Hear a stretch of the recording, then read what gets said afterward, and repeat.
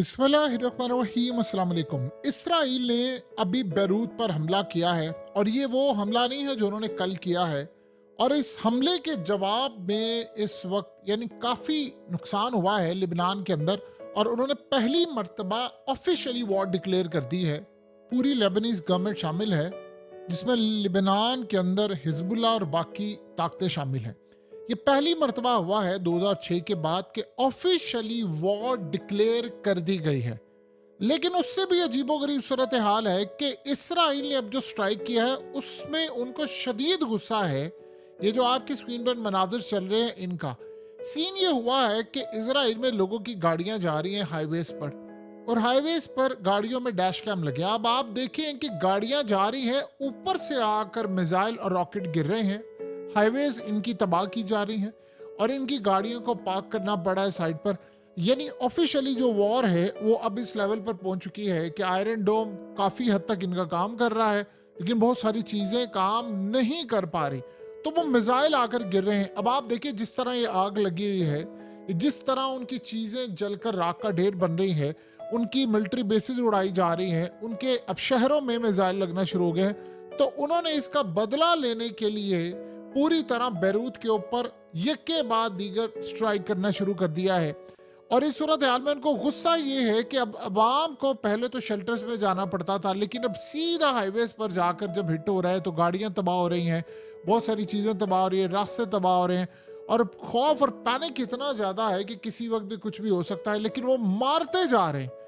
आप इमेजिन करें कि सबसे बढ़कर सूरत हाल ये है कि इस वक्त यानी हम अंदाजा भी नहीं लगा सकते थे कि लिबनान के वजीर ने कहा है कि इसराइल ने मुझे वजारत के हेडक्वार्टर में निशाना बनाने की धमकी दी है। यानी असल में अब इसराइल ने वजीरों को और मेंबर ऑफ पार्लियामेंट को कहा है कि हम पूरी की पूरी पार्लियामेंट उड़ाने के लिए जा रहे हैं। ये इतना बड़ा झटका होगा इंसानी तारीख का कि इससे बढ़कर झटका कोई हो नहीं सकता कि जिस पार्लियामेंट के अंदर बैठकर यानी इनकी जमहूरियत और ये तमाम चीज़ें होती हैं, जो तमाशे होते हैं, वो पूरी की पूरी पार्लियामेंट वजीरों समेत उड़ा रहे। अब आप सोचें जिन वजीरों का पार्लियामेंट के अंदर ऑफिस है, दफ्तर है, या वहां पर उनको जगह दी गई है, या उनका हेडक्वार्टर, ये तमाम चीज़ें उनको जहां जगह दी गई, वो कह रहे हैं कि जी हम भाड़ में जाए सारी चीज़ें, हम पूरी की पूरी पार्लियामेंट उड़ाने के लिए जा रहे हैं। अब आप बचा सकते हैं तो बचा रहे। अब तक की सूरत हाल में एक चीज नजर आ रही है कि ईरान ने अभी तक उनको वो डिफेंस सिस्टम नहीं प्रोवाइड किया जो गालिबन उनके पास मौजूद है, वरना इस वक्त इस तरह की तबाही ना आती। देखिए वो स्ट्राइक कर रहे हैं, अगर वो स्ट्राइक इसी तरह करते रहे, चीजें करते रहे, जैसे नॉर्दर्न साइड बिल्कुल अंडर फायर है इस वक्त, लिबनान ने वहां से हमले शुरू किए, लेकिन गालिबन वो आते हैं F-16 और F-35 से स्ट्राइक करते हैं। अब वो आपको पता है कि स्टेल्थ फाइटर है, उसको रोकने के लिए कोई डिफेंस सिस्टम है नहीं हिजबुल्लाह के पास या लिबनान के पास, तो उनका नुकसान हो रहा है, काफ़ी ज़्यादा जंग फैल चुकी है, हदूद से बाहर निकल चुकी है और ये फैलती जाएगी। लोग इस वक्त गाड़ियों में घर जा रहे हैं, लेकिन आप ये सोचें कि उन्होंने प्लान अब ये किया है कि हम किसी के बाप से भी नहीं डरते, वो पूरी की पूरी पार्लियामेंट ही उड़ाने जा रहे हैं, पार्लियामेंट की सारी बिल्डिंग उड़ाने जा रहे हैं।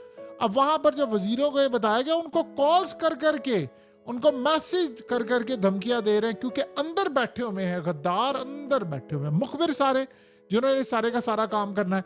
तो अब सबसे बड़ी डेवलपमेंट ये हो रही है कि ईरान थर्ड कंट्री के जरिए, थर्ड पार्टी के जरिए, एक इस्लामिक कंट्री के जरिए उन्होंने अमेरिका को कहा है कि आप इस जंग में पार्टिसिपेट नहीं करेंगे।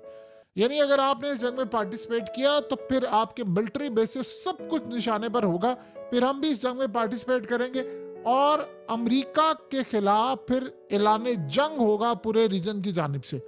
देखिए ईरान इस वक्त जो काम कर रहा है, इन्होंने और लिबनान ने इस्लामिक कंट्रीज को कहा है कि आप सारे मिलकर आए और हम लड़े इसराइल के खिलाफ। देखिए सबसे पहले तो अपनी गलत फहमी बाहर निकालें, किसी मुल्क ने फौज नहीं भेजनी, किसी इस्लामिक कंट्री ने अपनी फौज नहीं भेजनी इसराइल के खिलाफ, तो वो अमेरिका के खिलाफ नहीं जाना चाहते, किसी ने अपनी एयरफोर्स नहीं भेजनी, कोई मदद करने के लिए नहीं आ रहा। सो ये जंग अब उनको खुद लड़नी पड़ेगी, और ये जंग अब इसलिए लड़नी पड़ेगी क्योंकि अब ये लड़ाई जो है वो ईरान की है, वो लिबनान की है, या वो हमास की है, इन सब ने अपनी लड़ाई लड़नी है और यही लड़ने के लिए जा रहे हैं। अब सबसे बड़ा मसला ये है कि इस वक्त तक लिबनान के अंदर ये चीज़ अभी तक कमी देखी गई है कि वो जो खतरनाक तरीन मिसाइल है जो खास तौर पर लिबनान हिजबुल्ला के पास है वो कब इस्तेमाल हो गए। ऐसा नहीं है कि वो अभी तक लड़ाई नहीं करे या हमला नहीं करे, काफ़ी हद तक उनकी लड़ाई है, जितनी उनकी रेजिस्टेंस हो सकती है वो लड़ाई है।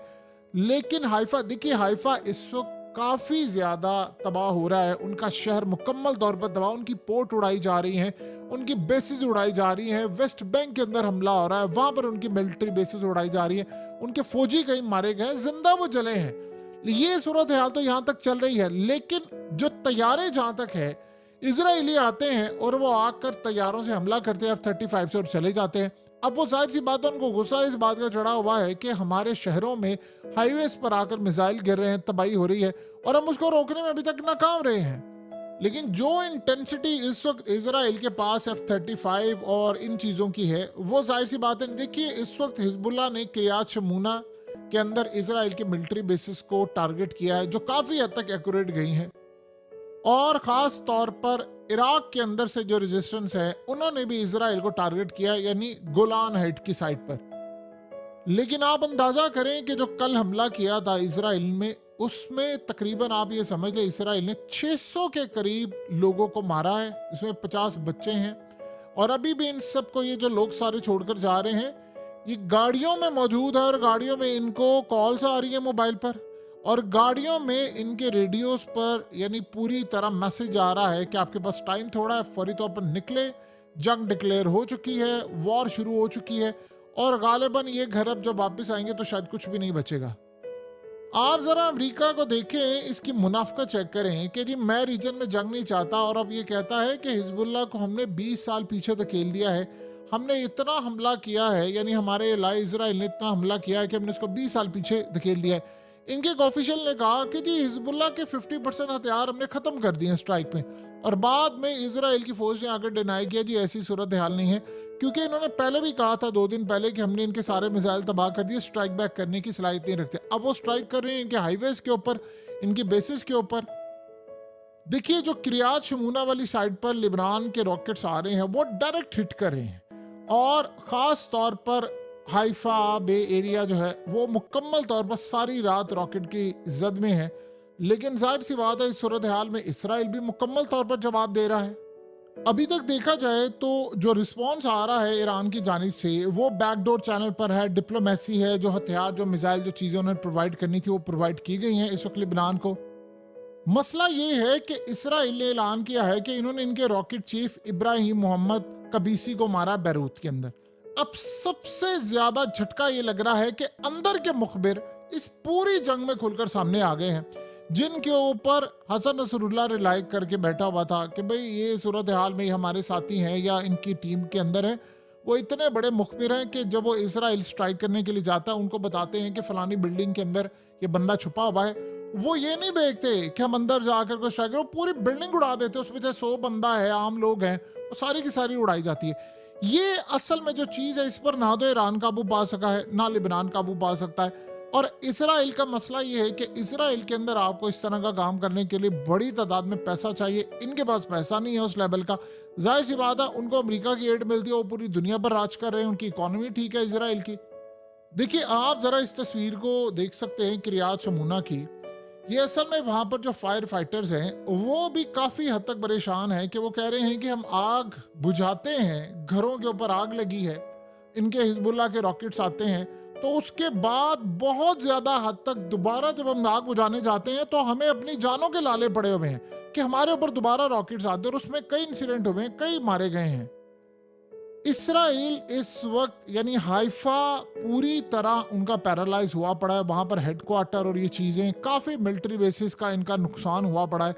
और मीडिया को इस लिहाज से आप ये देखेंगे तो मीडिया को मैनेज ये किया गया है कि भाई हमने पूरी तरह इनको शिकस्त दी है, हम इनको मार रहे हैं, और कोई डिस्कस करने को तैयार नहीं है कि इसराइल के एक्शंस पे, यानी अब लिबनान देखे स्ट्राइक करे, वो इनकी मिलिट्री बेसिस को टारगेट करे, ये स्ट्राइक करें सिविलियन आबादी को। ये दोनों में जमीन और आसमान का फर्क है।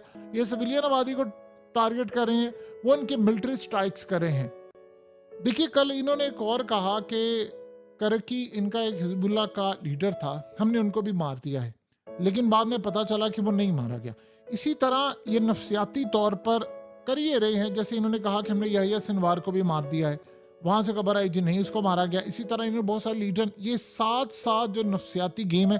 देखिए मीडिया इस वक्त पूरी तरह एक तरफा कार्रवाई के लिए बता रहा है। अब मिसाल के तौर पर अब जब इन्होंने हिट किया तो वो इजरायलियों के घर और चीज़ें जाकर यानी उनकी मिलिट्री बेसिस, अब आप सोचें 2 मिलिट्री बेसिस पूरा राख का ढेर बन गई है। वहाँ पर फौजी नहीं थे तो और क्या थे, वो जलकर राख का ढेर बन गए। तो इन्होंने कहा जी वहाँ पर हमने फौजी नहीं थे हमारे, या हमारे जख्मी हो गए थे उनको पता नहीं चला।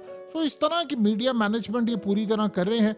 और इस सारी सूरत हाल में ईरान और लिबनान अगर ये सोच रहे हैं कि इस्लामिक कंट्रीज आएंगी फौजें भेजेंगी, तो भूल जाए, किसी ने नहीं आना। आपको ये जंग खुद ही लड़नी पड़ेगी और कोई नहीं आगे आएगा, और ईरान को अब आगे बढ़कर काम करना होगा।